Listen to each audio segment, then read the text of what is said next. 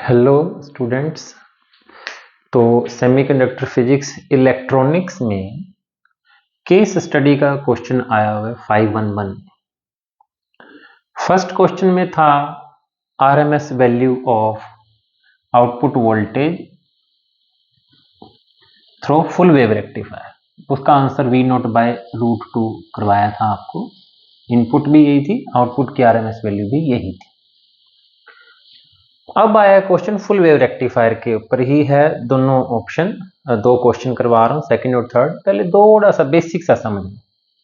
ये हमारा जो है step down transformer, alternating current, और यानी कि ये 3-4 वोल्टेज तक रह जाए ताकि हमारी input voltage.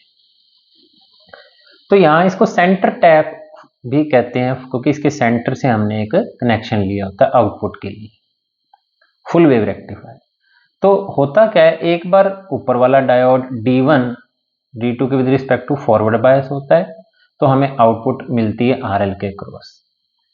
Seconds half cycle जब आती है तो D1 यहां माइनस का साइन आ जाता है, यहां प्लस का। D1 रिवर्स बायस हो जाता है और D2 फॉरवर्ड बायस हो जाता है, तब भी हमें आउटपुट मिलती है। तो सिंपल सी जो दोनों क्वेश्चनों का जवाब आना है वो इस बात के लिए आना है कि एक बार D1 फॉरवर्ड बायस होगा, उस समय D2 रिवर्स बायस होगा।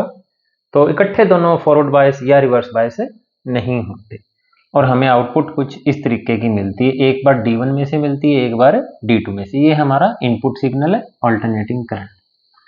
तो अब हम इन दोनों क्वेश्चंस का जवाब इस छोटी सी थ्योरी से दे पाएंगे।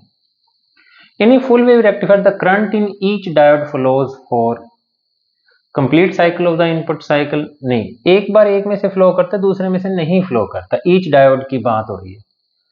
Half cycle of the input signal, हाँ yes, half cycle of the input signal के लिए एक डायोड में से करंट फ्लो करता है, दूसरे में से नहीं फ्लो करता।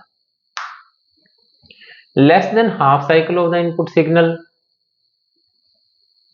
लेस देन हाफ साइकिल नहीं, एक कंप्लीट हाफ साइकिल के लिए फ्लो करता है।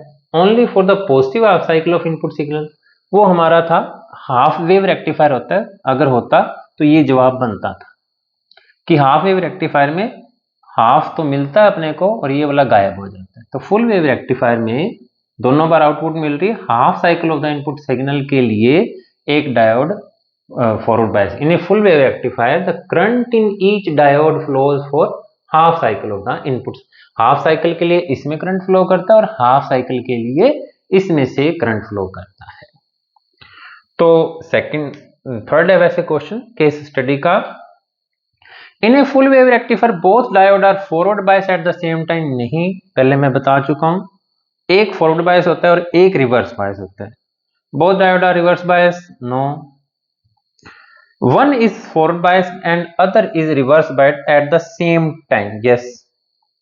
एक डायोड फॉरवर्ड बायस होता है, एक रिवर्स बायस। सेकंड, इसी हाफ साइकिल के दौरान, नेगेटिव हाफ साइकिल के दौरान D2 फॉरवर्ड बायस हो जाएगा, D1 रिवर्स बायस हो जाएगा। Both are forward bias in half cycle, no. One is forward bias and other is reverse bias. तो ये केस स्टडी का क्वेश्चन था। आगे फ्रीक्वेंसी से रिलेटेड क्वेश्चन आने वाले हैं नेक्स्ट वीडियो के अंदर, क्योंकि अपना सिंपल बोर्ड है, स्मार्ट बोर्ड पे तो नेक्स्ट क्वेश्चन मैं करवा पाता, लिखना पड़ता है पहले क्वेश्चन। तो बच्चों समझ आ गया होगा, सिंपल सा क्वेश्चन था, कोई ज्यादा कॉम्प्लिकेटेड नहीं था। थैंक यू बच्चों, चैनल सब्सक्राइब कर लें।